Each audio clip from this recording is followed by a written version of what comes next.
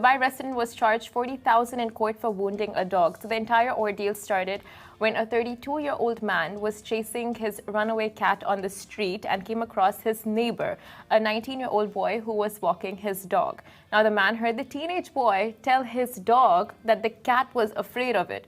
Now this upset the 32-year-old man, and that resulted in a violent fight to break out between the two pet owners, and the teenage boy was shoved and his jacket and shirt tore off. Now, the fight took a negative toll on the dog, who ran away for 24 hours before returning home in a state of complete distress. This story has actually gone to the courts, and according to the boy's lawyer, Mohammed Najib, the dog refused to eat or drink and then had to be rushed to a veterinary clinic. So following this, a case was filed in the Dubai Civil Court where the cat owner was ordered to pay 40,000 dirham in compensation along with legal fees of 1,000 dirham. So this incident serves as a reminder to pet parents to treat your animals and your neighbours with respect. Honestly, I just don't get this, like how this escalated so fast, as in you're whispering, I mean, telling your dog something, you're telling your pet something, and they just, I mean, they can't understand, nor can they reply back. It's like you're just saying it, you know, for the sake of just, I don't know, like how you talk to your dogs, like the communication. So run through exactly what happened between the guy and the cat owner and the dog owner. So apparently from this story, the man was chasing his cat who ran away from the house.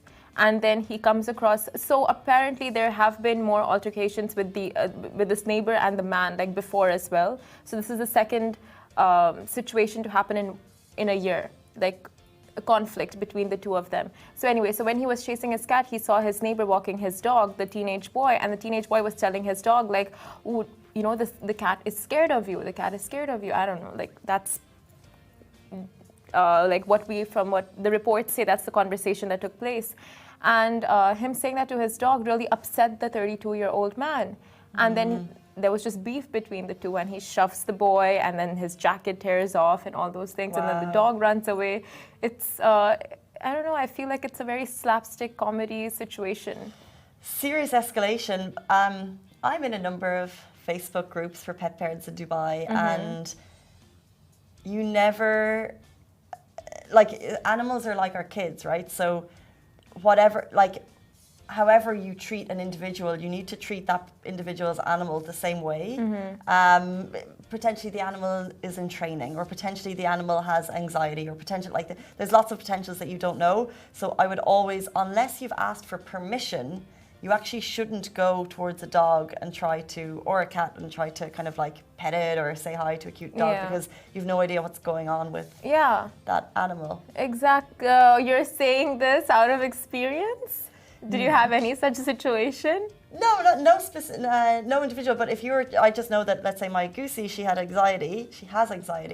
Oh, my goosey. My goosey has anxiety. And she, so we weren't fantastic at training her. Like, we tried to do all the right trainings, but we weren't great. But when you're walking your baby goose who has anxiety and needs training, you need to be very, very careful, and she shouldn't be allowed to, like, approach other dogs. But that's an aside story, but you should always treat people's animals as though they are people, because they would expect that from you.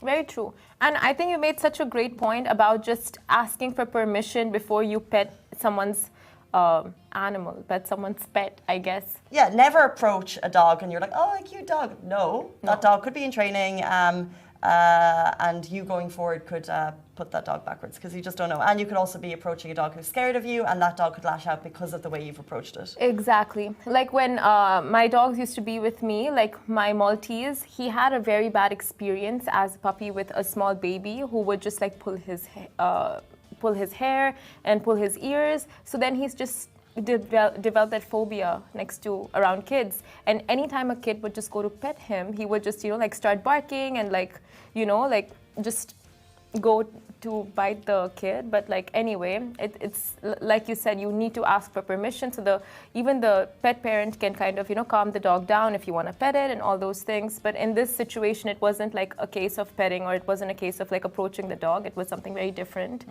But yeah, it was a very quick escalation. Quick escalation.